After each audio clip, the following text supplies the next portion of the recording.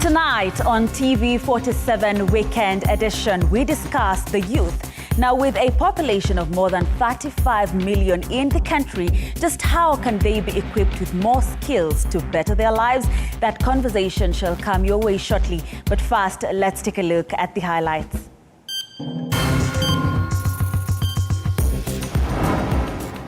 A Bungoma man killed in cold blood with his body decapitated and missing a tongue and genitals. Tukapigiwa simu Ango amepatikana, tukakuja kuconfirm kweli Ango ameaga.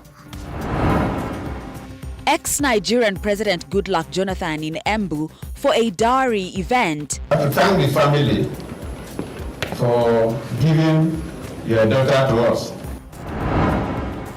And later tonight on To The Point, we discuss the youth. With a population of over 35.7 million in the country, just how can their lives be bettered?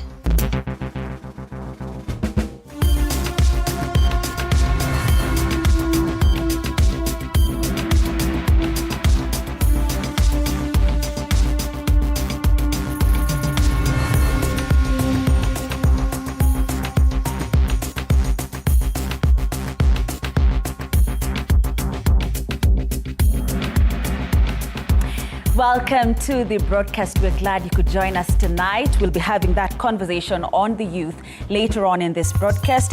And of course, remember, you can engage with us on social media at TV47 News on Twitter, at TV47 Kenya on Facebook. And my personal handle on Twitter is at Grace Kuria KE. My name is Grace Kuria Kanja, and our sign language interpreter tonight is Catherine Simaloi. Once again, welcome to the broadcast. Now, shock and dismay are the order of the day in Ehasolo village, Bumula area, Bungoma County, after a man was brutally killed and his body mutilated. Now, the man's body was found decapitated and several body parts missing, including the man's genitals. The police who are investigating the case have taken the deceased wife, a mother of 4 children, to assist with investigations. Now, according to the family members of the late Emmanuel Sikuku's family, the family has had domestic fights for a while, with the deceased surviving an alleged poisoning incident last year that was linked to this situation. Akasema yeye ajui, lakini alisema tu abebe mahindi. Ndio wakamshika. Akasema sasa apelekwe kwa polisi kama bado tunatafuta Ango. Tukaenda naye mpaka huko, tukamweka kwa polisi, tulikuwa tumeacha huko watu wanamtafuta. Tukapigiwa simu Ango amepatikana.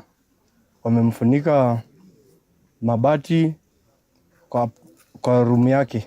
Tupoza huyo askari wakamchukua wakamweka ndani. Tukakuja kuconfirm kweli Ango ameaga. Wamekuwa na mgogoro. Last year alimwekea sumu kwa chakula. Tukafanya hiyo kesi, akasema hatairudia.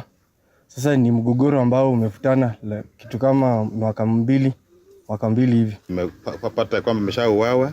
Amekatwa sehemu zake za siri, ametolewa ulimi na pia alichinjwa kwa shingo. Kwa hivyo hilo ni jambo ambalo tunashutumu na tunaomba serikali iweze kuchunguza. Himizo tu kwangu ni kwamba tukue waangalifu sana katika familia zetu, especially wazee wenzangu, ndugu zangu ambao tumeoa.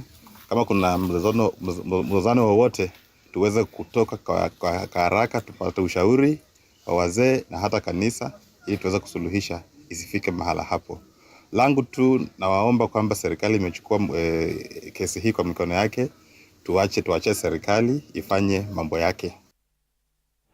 Right, let me take you to my home county now with some not so good news. And residents of Kiharu constituency are calling on security personnel in the area to arrest a man who has been terrorizing the residents over the past 3 months.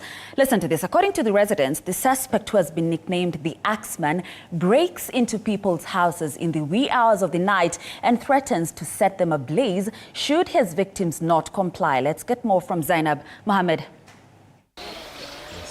Mercy Mudhoni is a victim of the Axeman. Her house was attacked about a week ago, and the attacker demanded for all her valuables, including money and her phone. Alikuwa na petrol, akanimwagia kwa masho. Then wakati niliona amemwaga petrol kwa kitanda, akisema atashoma, nikaona ni afadhali nimpatie hizo pesa nilikuwa nimeweka za kujenga show yangu. However, according to Mercy, despite giving him everything she had, the attacker was not satisfied and viciously attacked her and her son, injuring them. Kusema kweli hatulali hata kidogo. Ukisikia tu kasauti kidogo nje, tunastuka wote, tunakaa hapa nje. Tunakaa kwa kiti, kila mtu anaamka kwa kitanda.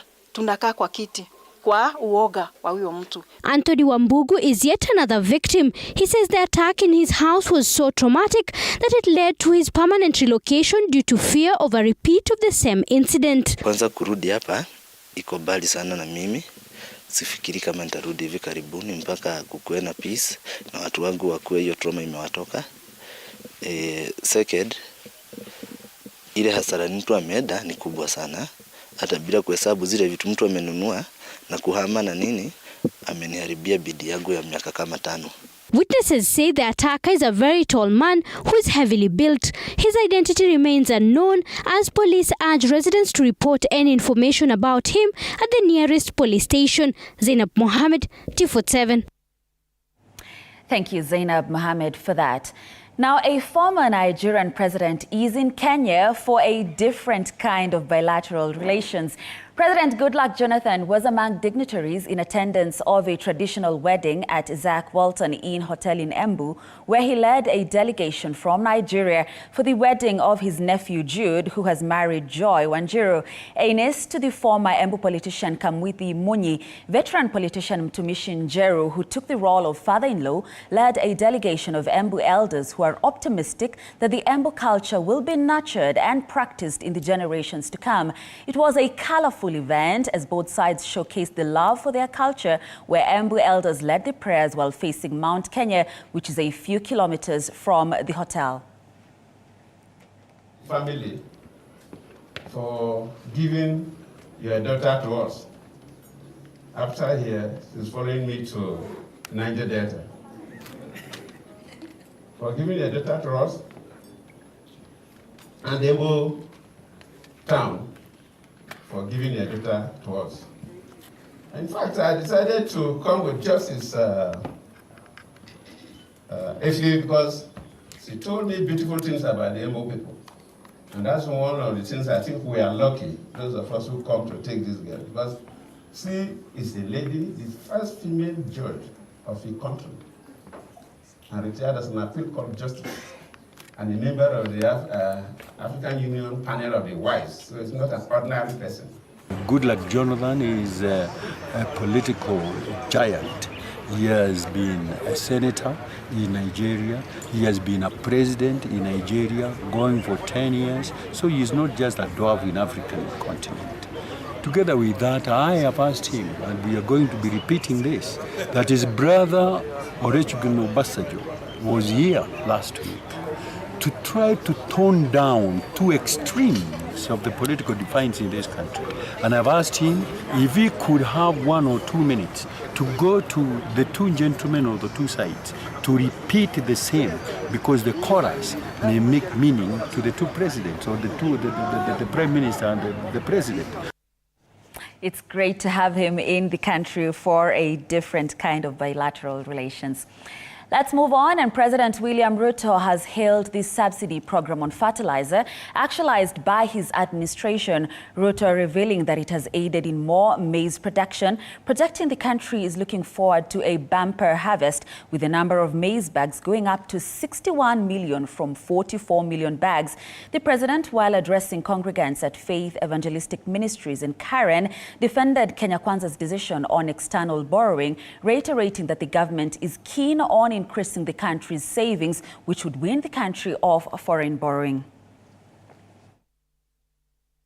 And by the way, you cannot be a farmer if you do not believe in God, because you need tons of faith to be a farmer.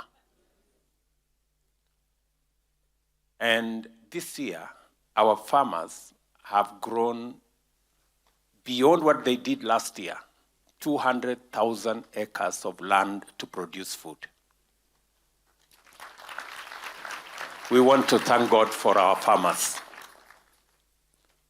We want to really thank God for our farmers. They are doing a phenomenal job, and we will support them. Part of the challenge we have of borrowing is because we do not have savings. Therefore, we go to borrow from others who have saved.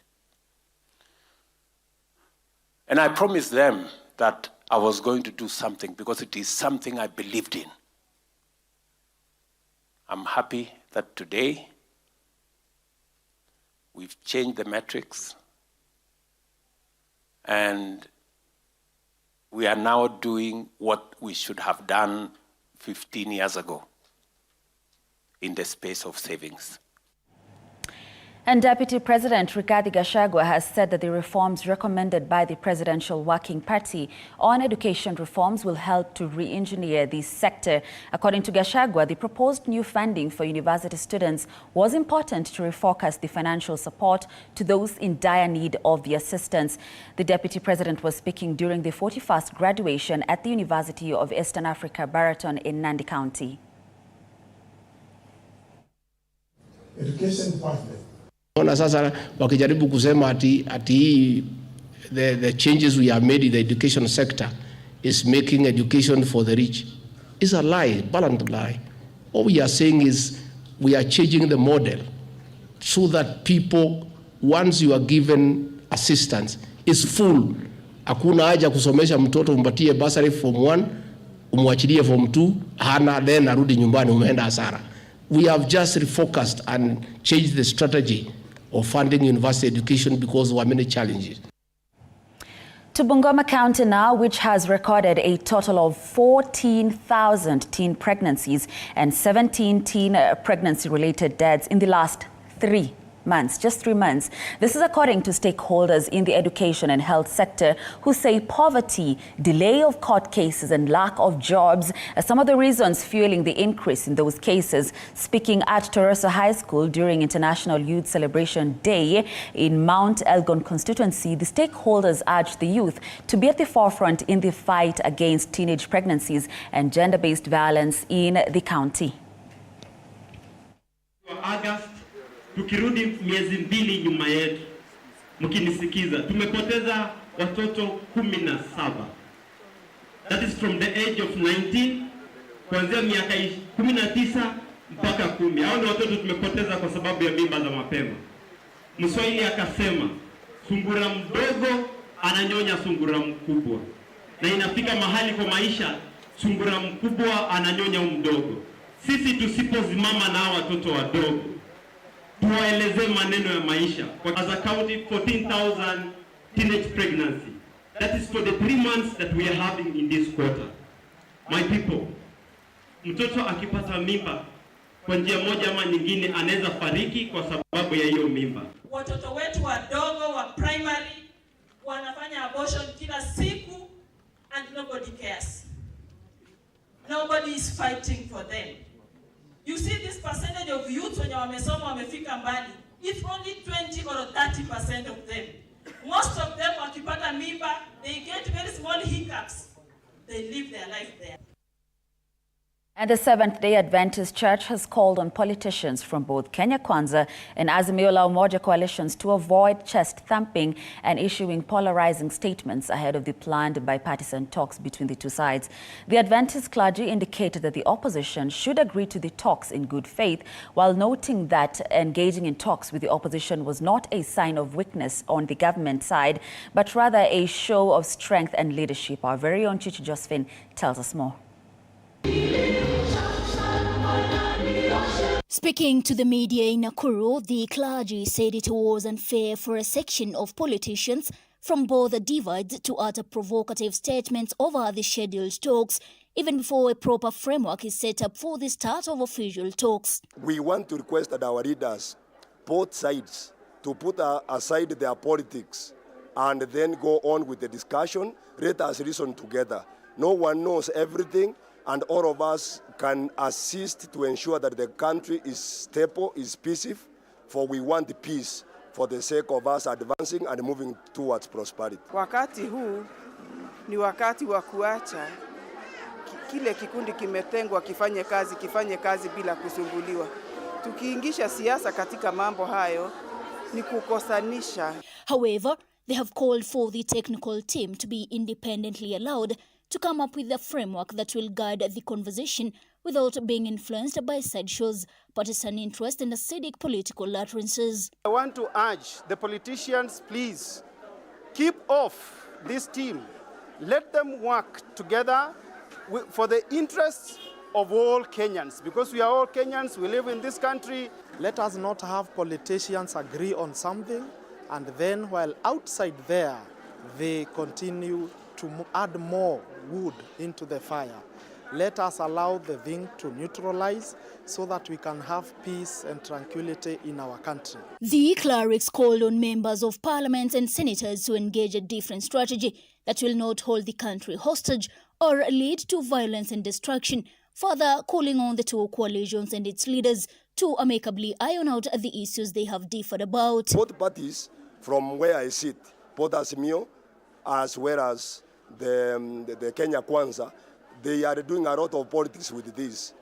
We need peace and we need nothing but the peace. Leaders have been put in place to assist the country to move forward, but not for their own benefit and to achieve their own goals. Let that team handle the situation, and then all of us will be well, and it will be well for all of us. Azimio and Kenya Kwanza are also locked in a stalemate over the formula of reconstituting the Independent Electoral and Boundaries Commission, IEBC. Chichi Josephine, TV47. Thank you, Chichi Josephine, for that. The head of public service, Felix Kosgei, has sent out a stern warning to public servants who engage in corrupt activities. Speaking at Bartolimo Boys High School, Baringo North Sub-County, Kosgei pointed out that the tradition is deeply rooted in all departments of the government, noting that it has also affected growth in education, further charging that some secondary school principals come up with unsustainable school projects as a way of siphoning money from school accounts. Kosgei also cautioned public servants who are quick to follow illegal instructions from their bosses, whose intentions end up in corrupt deals, telling them that they'll carry their crosses if nabbed. The head of public service was accompanied by Baringo County Governor Benjamin Cheboy and his counterpart from Elgeyo Marakwet, Wesley Rotich, Uasin Gishu Senator Jackson Mandago, and Baringo Senator William Cheptumo, together with other leaders from Baringo. Ufisadi Kenya hii imetupeleka nyuma sana, na imekuwa aibu kwa sababu tunachukua taxes kwako, mwingine anakaa kwa kona fulani, anaiba hiyo pesa, anapeleka kwake. Unapata wafanyikazi wa serikali kutoka assistant chief lazima aongwe ahudumie mwananchi. Hiyo mchezo tuache. And we have formed a multi-agency team to fight this corruption. And the president is leading from the front. Na ametangaza kwamba mtu yeyote ambaye atahusika na mambo ya ufisadi aamue, atoke kwa serikali, aende jela au aache kazi aende kwake. We are not going to tolerate corruption in this country, and it has to stop. From assistant chief, from principals. Nimeambiwa principals wengi sana wanakula pesa wakijenga vitu fani kwa mashule ili wapate pesa. So principals ya mashule na basas na BOM, chungeni sana, mutawekwa ndani. Hatuwezi kutolerate pesa ya serikali ikipotea, pesa ya raia ikipotea, nyinyi mutajibu pesa imeenda wapi. Because we are not going to accept anybody in this country to mess us up na mambo ya ufisadi. Ufisadi lazima ikome from any office, kutoka juu mpaka chini. Let us serve these people in a manner that they deserve. Let us fight corruption. Now let us join hands. And I want to ask all the public servants in this country, those who are hearing me, resist and refuse illegal instructions. Ukiambiwa fanya hii au ile ili pesa itoke ya kuibiwa, kataa. Hakuna mtu atakufuta kazi. And Cabinet Secretary for Interior and National Administration Kithure Kindiki has warned that as the political class embarks on dialogue and deliberate on various issues, violence should never be part of the equation, adding that in the event they disagree, then no one will be allowed to terrorize or blackmail the people of Kenya. Tumekuwa na changamoto sisi kama wasimamizi wa usalama wa nchi kwa wanasiasa ambao kwa muda mrefu wametumia mambo ya siasa kuharibu udhabiti na usalama wa taifa letu. Na hakuna jambo ambalo halina mwisho. Ndiposa mmesikia Mheshimiwa Rais ameshatuamrisha sisi ambao ni watu ya masuala ya usalama. Sisi hatuingilii mambo ya siasa. Sisi tunalinda usalama wa nchi. Na Mheshimiwa Rais ametuamrisha tusitumie vyombo vya kiusalama na silaha na nguvu ambayo tuko nayo ya usalama wa taifa kuumiza wananchi wasio na hatia ama kukandamiza watu kwa njia za kisiasa. Ili hali vile vile tukiwa hapo, kazi yetu ni lazima tukabiliane na wale watu wote ambao wanasorotesha usalama wa nchi hata wakiwa katika siasa. The university's funding debate rages on, with mixed reaction being provoked from different quarters in the education sector. According to the principal of Thika Institute of Business Studies, the proposed module will come in handy to aid in funding private institutions of higher learning. Elsewhere, university students drawn from West Pokot County threatened to head on strike if the government dares implement the model, arguing that vulnerable and marginalized counties will be greatly affected by the model, considering that a big number of students will not be able to continue with learning.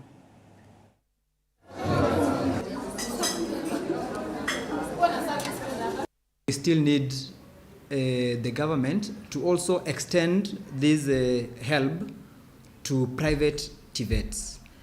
Currently, TVETs are funded. There's a capitation that goes to the public institutions, but this loan that comes from HELB, it is not being also extended to the private institution. And remember, this is a loan that will be eventually paid. So it's not like it's money that is being wasted. This is money that will still be paid back, and it will also assist other people. There are some students coming from poor backgrounds, and it's a must to get in this college with fees. So I would like the government to offer things to do, like with help, loans, to cater for those students. The government needs to consider also the needy students, because they also need to pursue their careers, and I think that the TVET also should be given the help, since there are those people who learn with much difficulty. Our next move as Pokot University students and comrades from other counties is that we are going on strike. Government are forcing us to eat something that is not entering our throats because of this funding model. We want to know the increment of this school fees. The funding model by the government is good, but we are worried of the uncertainty. How sure are we that the percentage, which percentage do the parents